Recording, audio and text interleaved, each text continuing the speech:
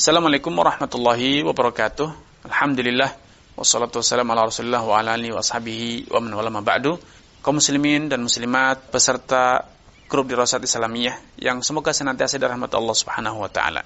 Mu'allif rahimahullah taala mengatakan illa annahu la yaftakiru nikahud dhimmiyati ila islamil wali.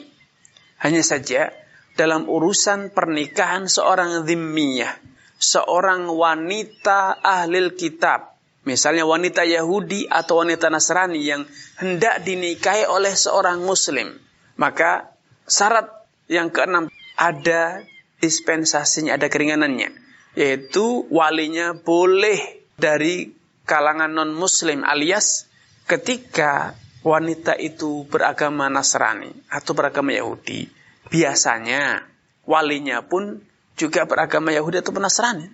Maka ketika wanita itu dinikahi oleh seorang Muslim, secara tradisi dan secara hukum perdata yang berlaku di setiap negara, biasanya akan menikahkannya adalah wali nasabnya, walaupun dia beragama Nasrani. Karena itu, kalau ada orang Muslim ingin menikahi ahlu dhimmah, maka yang menjadi wali boleh wali nasab walaupun dia belum masuk Islam. Ya, belum menjadi masuk Islam, karena tidak ada hal yang perlu dirisaukan dalam hal ini. Nasrani menjadi walinya Nasraniyah, seorang wanita Nasrani. Yahudi, seorang lelaki Yahudi menjadi wali wanita Yahudiyah.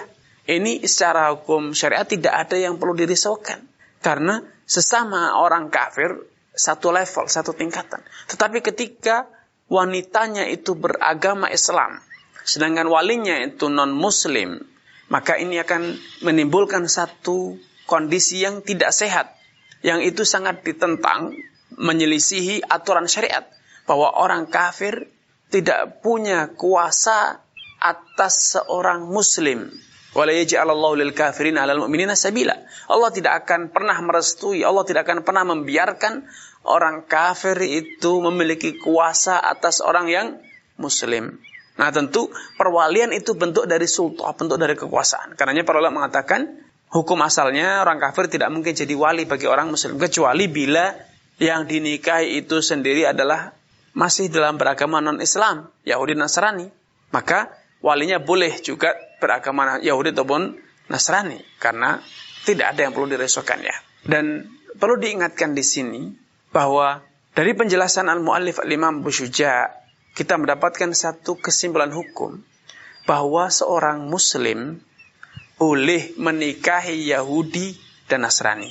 Hukum bolehnya menikahi wanita Yahudi, bolehnya menikahi wanita Nasrani ini ternyata masih berlaku walaupun secara de facto kita tahu Yahudi menuhankan selain Allah, menyembah selain Allah.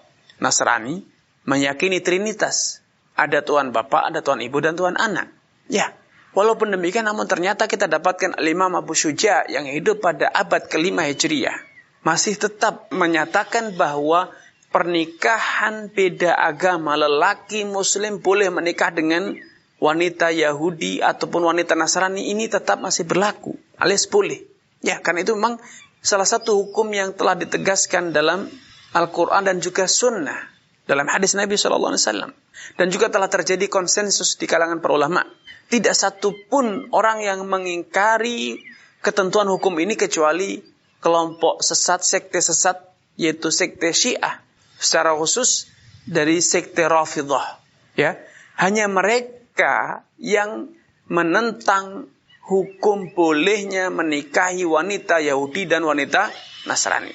Namun tentu tidak pantas bagi kita untuk berpanjang lebar mengkanter pemahaman mereka atau mata mereka, karena memang mereka sendiri adalah kelompok yang sesat ya. Mereka sendiri pada secara de facto telah menuhankan anak keturunan Nabi SAW, Ali bin Abi Thalib, Al-Hasan, Al-Husain, dan yang lainnya. Dan tentu itu tidak jauh beda dengan keyakinan orang-orang Rafidhah pada imam-imam Ahlul Bait, tidak jauh beda dengan keyakinan orang-orang Nasrani, orang-orang Yahudi pada Uzair ataupun pada Isa ibnu Maryam alaihimussalam. Ya, sama saja mereka meyakini mengkultuskan manusia, memperlakukan manusia bagaikan Tuhan. Itu faktanya. Sehingga mazhab Rafidhah tidak perlu kita panjang lebar membahasnya, karena memang mereka adalah kelompok sesat. Ini yang bisa kami sampaikan pada kesempatan yang berbahagia ini. Kurang dan lebihnya, mohon maaf, billahi taufiq wal hidayah. Wassalamualaikum warahmatullahi wabarakatuh.